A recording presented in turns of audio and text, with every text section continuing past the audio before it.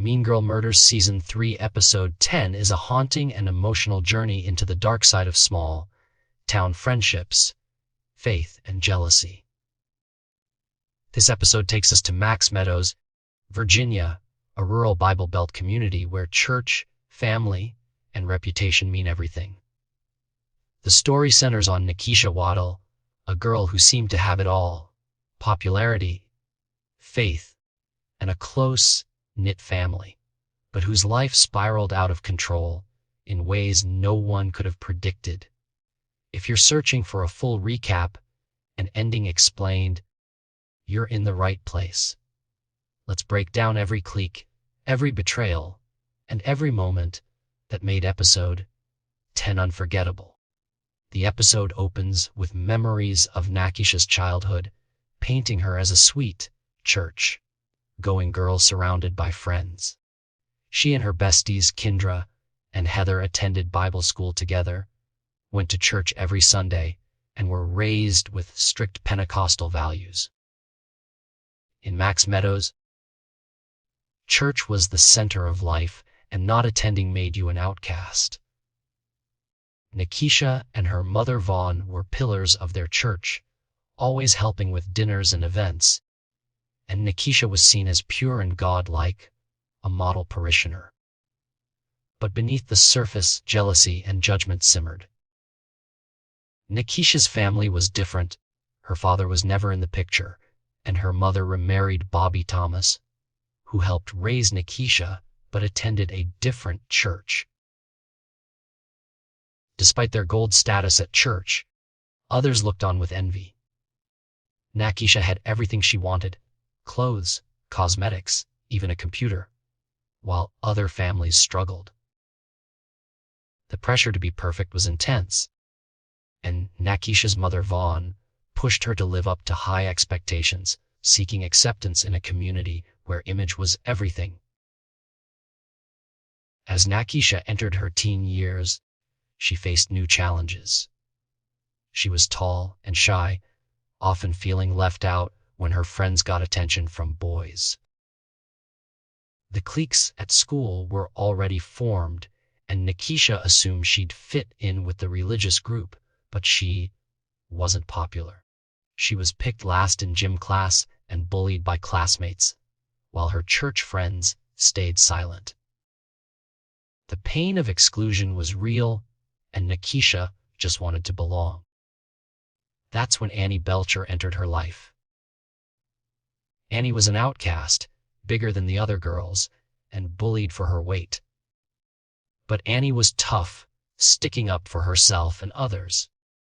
And she lived by the big girl code: if you mess with one of us, you mess with all of us. Annie and Nikisha bonded over their outsider status, and Annie became Nikisha's protector. But Annie had a reputation. She came from a troubled home, wore black, and led a group that rebelled against the church, drawing pentagrams and embracing a Queen Scorpion persona. Annie's influence was powerful, and Nikisha began to change, wearing dark clothes and eyeliner, and slowly drifting away from her old friends.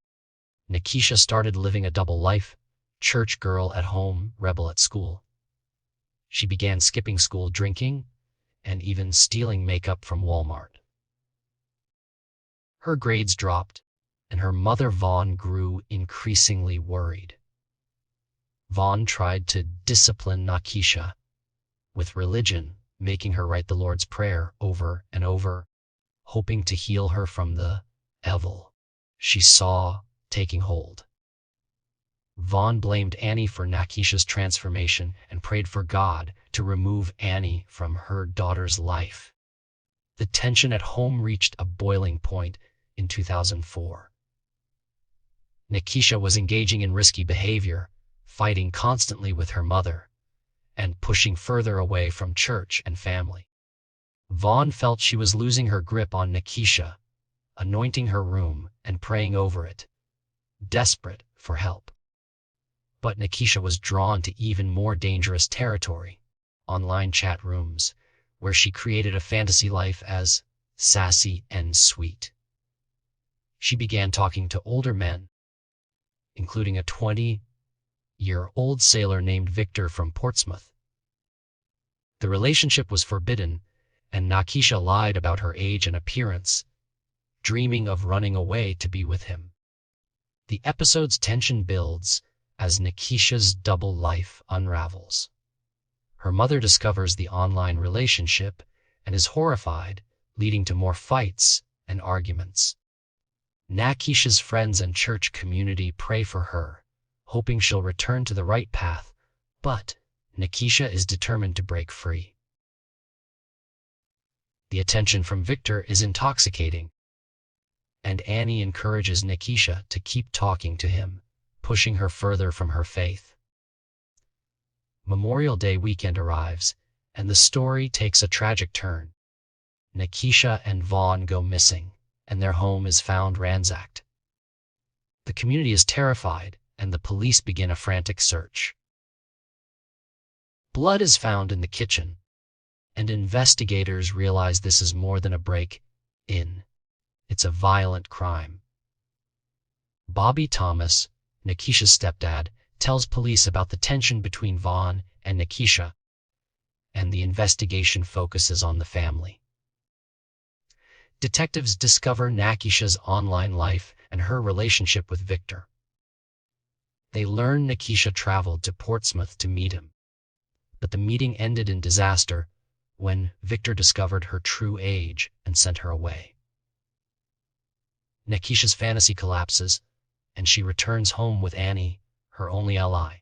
Police follow leads to Annie's mobile home, where they find Nakisha on the bed, barely breathing.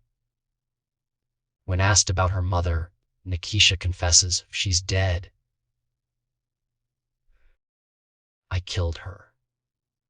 The confession shocks everyone.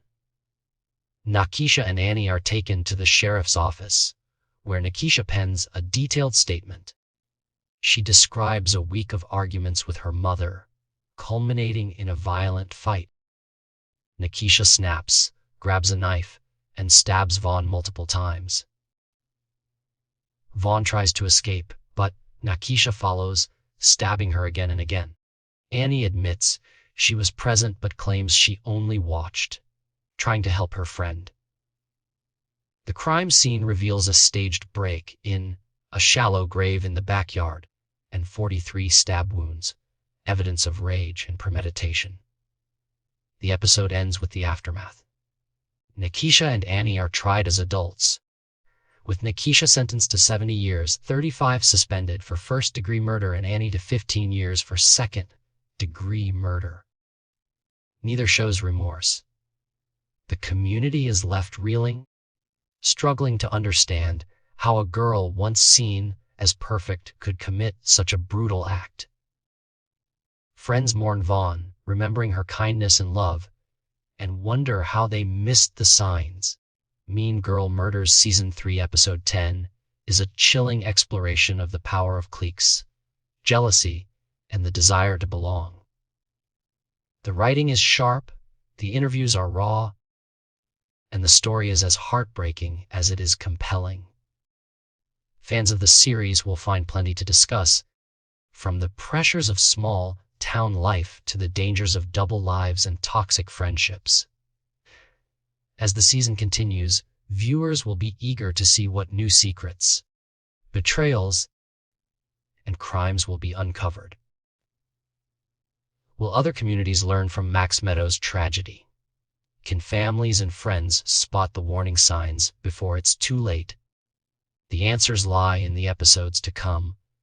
But for now, episode 10 offers a compelling and unforgettable glimpse into the world of Mean Girl Murders.